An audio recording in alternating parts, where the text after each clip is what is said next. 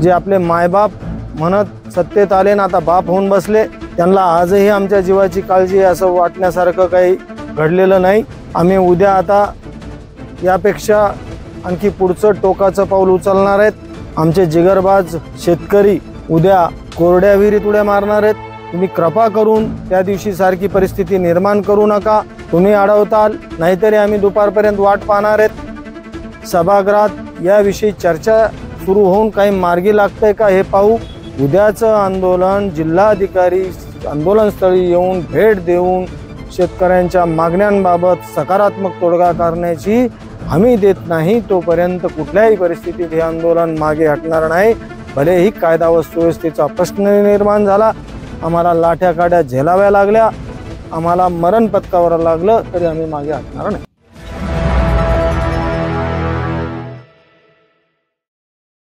समृद्धी बाधित शेतकऱ्यांच्या आंदोलनाला आज 66 दिवस पूर्ण झालेत। आज आषाढी एकादशी आहे। या निमित्तानं विठ्ठलाच्या चरणी नतमस्तक होऊन शासनकर्त्यांना आणि प्रशासनाला सद्बुद्धी दे अशी प्रार्थना करतो। नाहीतरी हे आंदोलन हाताबाहेर जातं की काय अशी परिस्थिती आता निर्माण झालेली आहे। हे आंदोलन आम्ही स्फोटक परंतु निर्णायक टप्प्यावर आणून ठेवलेलं आहे। आता याच्यातून माघार घेण्याचा तर प्रश्नच नाही। आता हे शासन प्रशासनानं ठरवायचंय कुठल्या टप्प्यावर नेऊन ठेवायचं। आतापर्यंत आम्ही जे सांगितलं की आम्ही शांततेत लोकशाही मार्गाने आंदोलन करू, प्रशासनाला सर्वसामान्य जनतेला वेठीस धरण्याचा आमचा कुठलाही हेतू नाही। आम्ही जे काही केलं ते कुठेही कायद्याला गालबोट लागेल, कायदा व सुव्यवस्थेचा प्रश्न निर्माण होईल असं कुठलंही आंदोलन केलं नाही। त्या दिवशी जलसमाधी आंदोलन केलेलं असताना प्रशासनाची भंभेरी उडालेली होती। जसं तुम्हाला सांगितले गेलं की आम्हाला तुमच्या जीवाची काळजी आहे, इथे आलेल्या अधिकाऱ्यांना वाटत होतं की आमच्या जीवाची काळजी, परंतु जे वर बसलेत, जे आपले मायबाप म्हणत सत्तेत आले ना आता बाप होऊन बसले, त्यांना आजही आमच्या जीवाची काळजी असं वाटण्यासारखं काही घडलेलं नाही।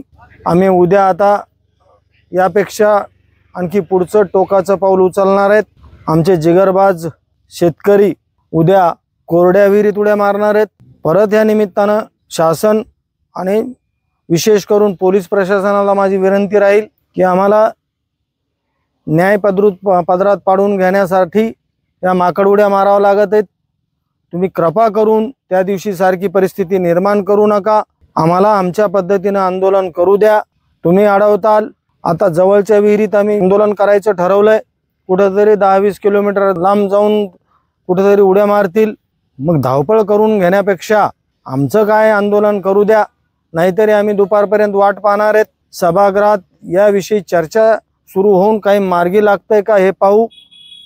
जर वाटलं तसा शब्द आम्हाला खोतकर साहेबांनी दिला, आज ते आंदोलनस्थळी येऊन गेले। त्यांनी सांगितलं की उद्या औचित्याच्या मुद्द्यावर हा प्रश्न मांडणार आहे, त्यातून काय निघतं आम्ही बघू। नाही निघालं तर आम्ही आंदोलन करण्यावर ठाम आहेत। आणि आणखीन एक तुमच्या माध्यमातून सांगतो, त्या दिवशी आम्ही SDM रामदास दौंड यांच्या सांगण्यानुसार त्यांच्या विनंतीला मान देऊन, API कुलकर्णी यांच्या विनंतीला मान देऊन, खोतकर साहेबांच्या आग्रहाखातर आम्ही आंदोलन मागं घेतलं असलं तरी उद्याचं आंदोलन जिल्हाधिकारी आंदोलनस्थळी येऊन भेट देऊन शेतकऱ्यांच्या मागण्यांबाबत सकारात्मक तोडगा करण्याची हमी देत नाही तोपर्यंत कुठल्याही परिस्थितीत हे आंदोलन मागे हटणार नाही। भलेही कायदा व सुव्यवस्थेचा प्रश्न निर्माण झाला, आम्हाला लाठ्या काड्या झेलाव्या लागल्या, आम्हाला मरण पत्करावं लागलं, तरी आम्ही मागे हटणार नाही।